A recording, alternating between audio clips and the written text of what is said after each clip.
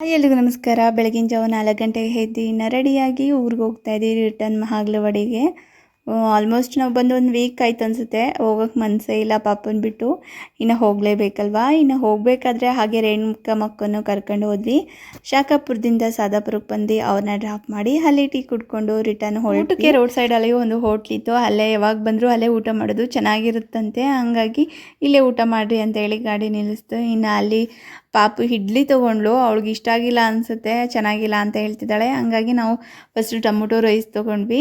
ಇನ್ನು ಅಕ್ಕನೂ aunty egg rice ತೊಗೊಂಡ್ರು. ಸೋಡು ಎಲ್ಲದಕ್ಕಿಂತ ಟೊಮೊಟೊ ರೈಸ್ ಅಂತೂ ತುಂಬಾ ಚೆನ್ನಾಗಿತ್ತು. ಮತ್ತೆ ಟ್ರೈ ಮಾಡಬೇಕು ಅನಿಸುತ್ತೆ, ಆ ಥರ ಟೇಸ್ಟಿಯಾಗಿ. ಊಟ ಮುಗಿಸ್ಕೊಂಡು ಜರ್ನಿ ಕಂಟಿನ್ಯೂ ಮಾಡ್ತಿದ್ರೆ ನಿದ್ದೆ ಬೇರೆ ಬರ್ತಿತ್ತು. ಇನ್ನು ಯಾವಾಗ ತಲುಪ್ತೀವ ಅನಿಸಿತ್ತು ಶಿರಾನ. ಇನ್ನು ಶಿರಾಗೆ ಬಂದಿದ ತಕ್ಷಣ ಇವರು ಬೆಂಗಳೂರಿಗೆ ಹೋಗ್ತಾರೆ. ಅವ್ರನ್ನ ಮೂವರನ್ನ ಬೆಂಗಳೂರಿಗೆ ಹತ್ತಿಸಿ ಇನ್ನು ಬರಬೇಕಾದ್ರೆ ಬೆಡ್ಶೀಟ್ ಬೇಕಿತ್ತು. ಬೆಡ್ಶೀಟ್ ತೊಗೊಂಡು ರಿಟರ್ನ್ ಮನೆಗೆ ಬಂದ್ವಿ.